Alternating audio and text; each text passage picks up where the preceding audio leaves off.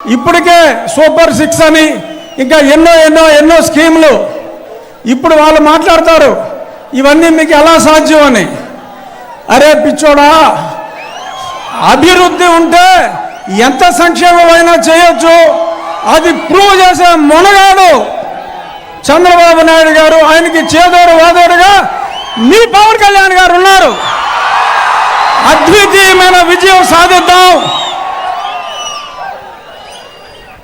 జగన్మోహన్ రెడ్డిని పారద్రోలదాం.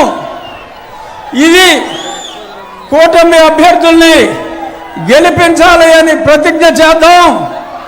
రేపో మాపో ఎక్కడో దగ్గర నుంచి నేను కూడా వస్తా.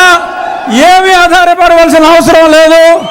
జై చంద్రబాబు నాయుడు గారు, జై పవన్ కళ్యాణ్. Thank you. అందరినీ జెండాలు కింద పెట్టండి సార్.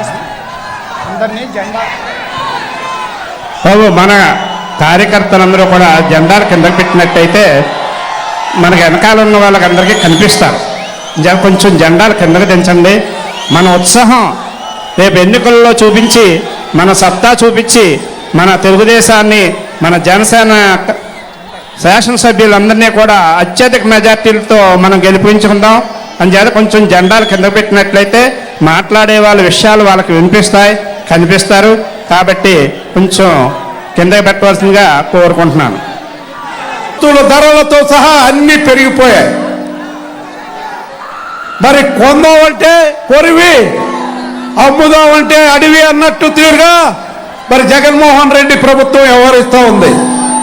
కరెంటు ఛార్జీలు చూస్తూ ఉంటే మరి 7 సార్లు పెంచిన ఘనత జగన్మోహన్ రెడ్డి గారికి దక్కుతుంది. అలాగే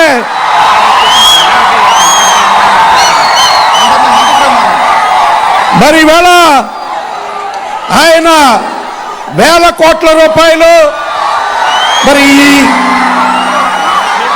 వైన్స్ ద్వారా, మైన్స్ ద్వారా, శాండ్ ద్వారా అనేక రకాల కుంభకోణాలు చేసిన వ్యక్తి మరి ఇవాళ మన రాష్ట్రాన్ని పరిపాలిస్తున్నారు. మరి